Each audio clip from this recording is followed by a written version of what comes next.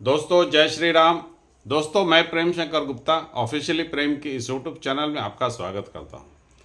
दोस्तों आज हमारी चर्चा का विषय है घुसपैठिए, अवैध घुसपैठिए जो कि करोड़ों की संख्या में भारत में घुसे हुए हैं और भारत की छाती पे मूंग दल रहे हैं।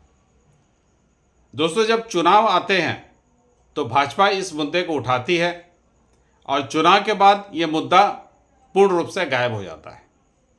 अभी पिछले दिन हमने देखा है कि जैसा झारखंड में चुनाव हुए तो ये मुद्दा काफ़ी ज़ोर शोर से उठा, उसके बाद से झारखंड में ये मुद्दा गायब है। अभी दिल्ली में चुनाव हो रहे हैं तो ये मुद्दा अवैध अप्रवासियों का ज़ोर शोर से उठा। कहीं पे बांग्लादेशी को कुछ अरेस्ट भी किया गया, रोहिंग्याओं की गिरफ्तारी हुई, लेकिन इसके बाद के कदम जो होने चाहिए वो हम नहीं देख रहे हैं। तो दोस्तों ऐसा क्यों है? भारतीय जनता पार्टी इस मुद्दे पे अपने कदम पीछे क्यों खींच ले रही है? ये एक सोचने वाली बात है। जैसे आज की खबर है दोस्तों कि करीब 250 अवैध भारतीयों को जो कि अमेरिका में थे, डोनाल्ड ट्रंप ने उन्हें अमेरिकी वायुसेना के विमान में बैठाया और वो जहाज़ उड़ चला है उनको भारत में डिपोर्ट करने के लिए। तो ये काम हम बांग्लादेशियों के प्रति क्यों नहीं कर पा रहे? यही काम हम यहाँ भी जो भी बांग्लादेशी पकड़े जाते हैं उन्हें बांग्लादेश में क्यों नहीं छोड़ पा रहे? ऐसी हमारी क्या मजबूरी है?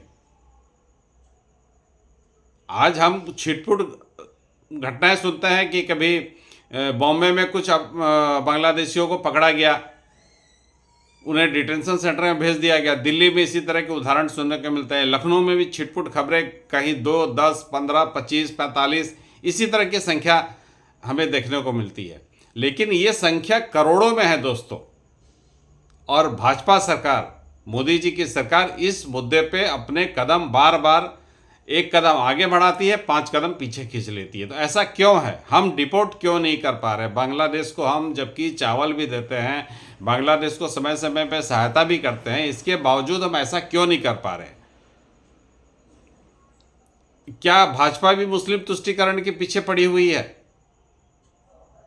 भाजपा में सबका साथ सबका विकास वाला जो वायरस मोदी जी ने घुसाया है, वो उसी वायरस के कारण क्या भाजपा इस कदम को नहीं उठा पा रही है दोस्तों?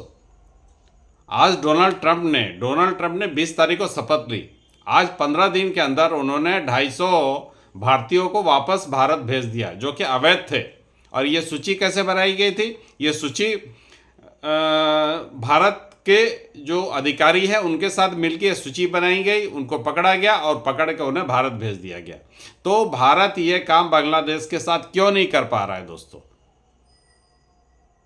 ये एक सोचने वाली बात है और मेरी अपील भारत सरकार से है कि इस पे कड़ाई से कदम उठाए और काफ़ी करोड़ों की संख्या में लोग जो अवैध बांग्लादेशी रोहिंग्या भारत में घुस गए हैं उन्हें उठाएं, उन्हें डिपोर्ट करें, जहाँ से भी आए उन्हें डिपोर्ट करें।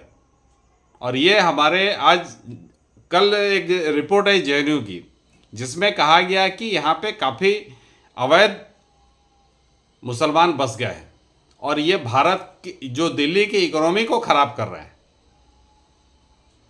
जब ये रिपोर्ट आती है इसके बावजूद भी अगर भाजपा कदम नहीं उठाती है तो ये भाजपा के जो फैंस हैं उनके लिए काफ़ी मरम्मत करने वाला कदम होगा। मेरी फिर से गुजारिश है भाजपा सरकार से इस पे कदम उठाए, इस पे कड़ाई से कदम उठाए। ये कदम दिखना चाहिए। आज जैसे 250 भारतीय आ रहे हैं तो हमें खबर मिल रही है, हमें पता चल रहा है कि 250 भारतीयों को अमेरिका ने उठा के भारत वापस भेज दिया। हालांकि काफ़ी और देशों को भेज रहा है, जहाँ जहाँ के अप्रवासी अवैध वहाँ पे अमेरिका में घुस के बैठे हुए हैं।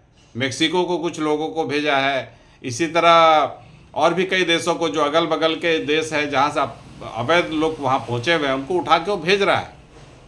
तो हम बांग्लादेशियों को क्यों नहीं भेज पा रहे हैं दोस्तों? आज करोड़ों की संख्या में भारत में वो लोग बसे हुए हैं और भारत की छाती में मूंग दल रहे हैं और ये भारत की आंतरिक सुरक्षा के लिए काफ़ी बड़ा एक खतरा भी है। हम तो दिल्ली, बॉम्बे, या लखनऊ, ये सब की तो न्यूज़ कभी छिटपुट आ जाती है, कहीं कभी 10 पकड़े गए, कभी 25 पकड़े गए, कभी 45 पकड़े गए, उन्हें डिटेंशन सेंटर में भेजा गया है, उनका डॉक्यूमेंट जो बनवाया उसकी भी खबर आती कि उन्हें भी अरेस्ट किया जा रहा है, लेकिन उसके बाद कोई खबर नहीं है, उनको डिपोर्ट करने की कोई खबर नहीं आती। ऐसा क्यों दोस्तों?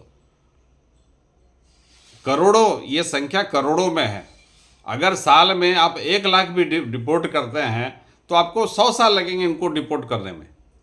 तब तक उनकी आबादी 1 करोड़ से 10 करोड़ हो गई रहेगी, तब आपको डिपोर्ट करना और मुश्किल हो जाएगा। इसीलिए इस काम को युद्ध स्तर पर किया जाना चाहिए।